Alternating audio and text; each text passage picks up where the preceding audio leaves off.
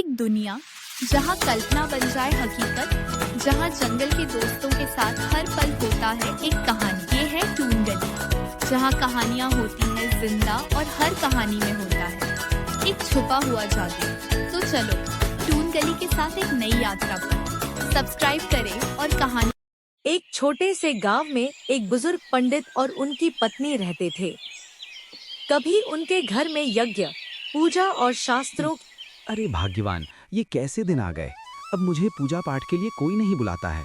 अब हर कोई बुलाता है तो सिर्फ मनोहर पंडित को। संस्कृत और पूजा पाठ भली बात ही जानता है वो। अरे वो जो मनोहर है ना, आपका जो विद्यार्थी था, मुझे तो लगता है वो आपको भूल गया है। अरे भाग्यवान, ऐसा नहीं है। उसको अपने गुरुजी बहुत अच्छे से याद है। बात ये है कि क्या बात होगी? क्या वो नहीं जानता कि उसके गुरुजी की क्या हालत है? इतने गरीब हो गए हैं कि उन्हें खाना पीना तक ठीक से नहीं मिलता।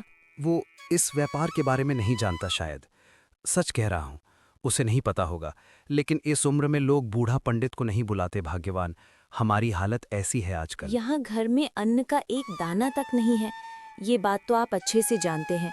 आज का तो जैसे तैसे हो जाएगा, लेकिन कल का क्या होगा, ये मेरे समझ की बाहर की बात है।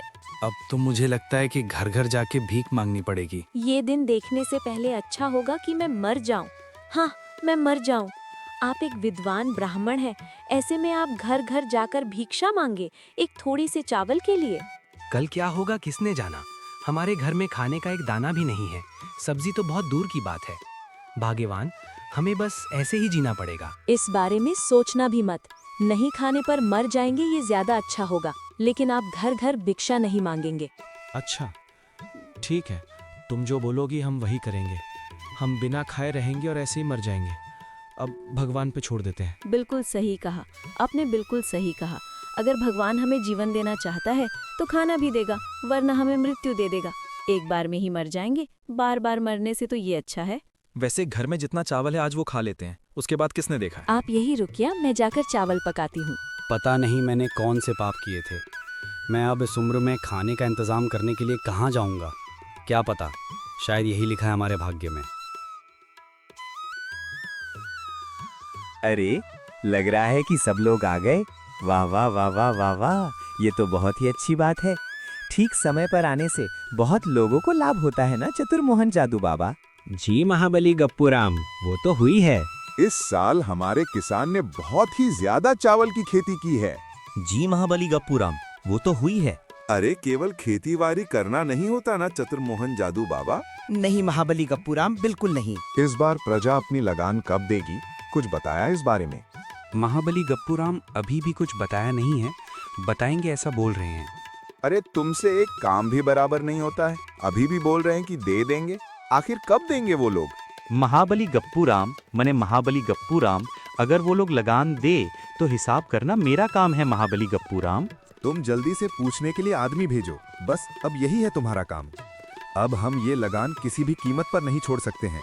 मेरी इतनी सारी जमीन है और वो लोग इतना कम लगान देंगे। अरे थोड़ा शांत हो जाए महाबली गप्पूराम।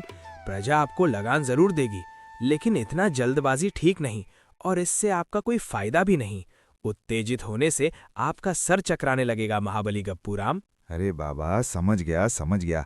उत्तेजित होने पर मेरा सर चकराने लगेगा और मुझे वो भयानक सी नीम जैसी दवाई खानी पड़ेगी और मेरी तबीयत बिल्कुल ठीक हो जाएगी। अरे ओ बद्री नारायण, झिंगा लाला, तुम्हारा कामकाज कैसा चल रहा है? बहुत अच्छा चल रहा है महाबली गप्पूराम, इसीलिए तो सुबह सुबह आपका मुंह देखने चला आया। मेरा मुंह देखने से तुम्हारा दिन अच्छा जाता है। सुनो, बद्री नारायण झिंगा लाला क्या बोल रहा है? सुबह सुबह मेरे दर्शन होने पर उसका दिन अच्छा जाता है। महाबली गप्पूराम, आपका मुंह देखने से सबका दिन अच्छा जाता है। लेकिन मेरी तबीयत थोड़ी ठीक नहीं लग रही। सोच रहा हूँ कि अपने परिवार को लेकर कुछ दिनों के लिए कहीं घूम आऊं। समंदर की हवाओं में शरीर और मन दोनों ही अच्छे हो जाएंगे। लेकिन क्या? लेकिन एक घटना घटी है महाबली गप्पूराम। अगर आप पश्चिम जाने से पहले उस घटना का समाधान कर देते तो अच्छा होता। कैसी घटना? इस गांव के मोड़ पर जो बेल का पेड़ है ना, उस बेल के पेड़ पर भूतों ने अपना घर बना रखा है।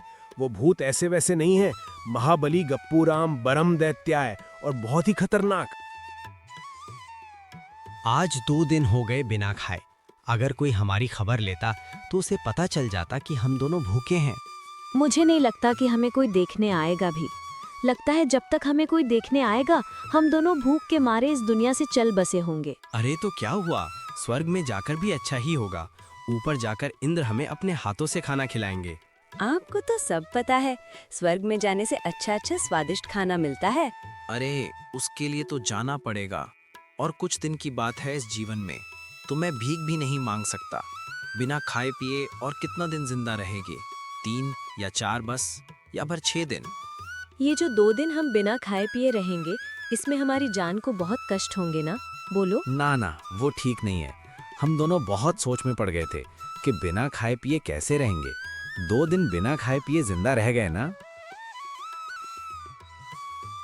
तो दोस्तों, अगर आपको ये कहानी पसंद आई हो तो वीडियो को लाइक जरूर करें, अपने दोस्तों और परिवार के साथ शेयर करें, और ऐसी ही मजेदार दिल को छू लेने वाली कहानियां सुनते रहने के लिए हमारे चैनल टून गली को सब्सक्राइब जरूर करें। घंटी का बटन दबाना ना भूलें ताकि अगला भाग आपसे मिस ना हो। हमारे साथ जुड़े रहिए और सुनते रहिए नई नई शानदार कहानियां, सिर्फ और सिर्फ टून गली पर।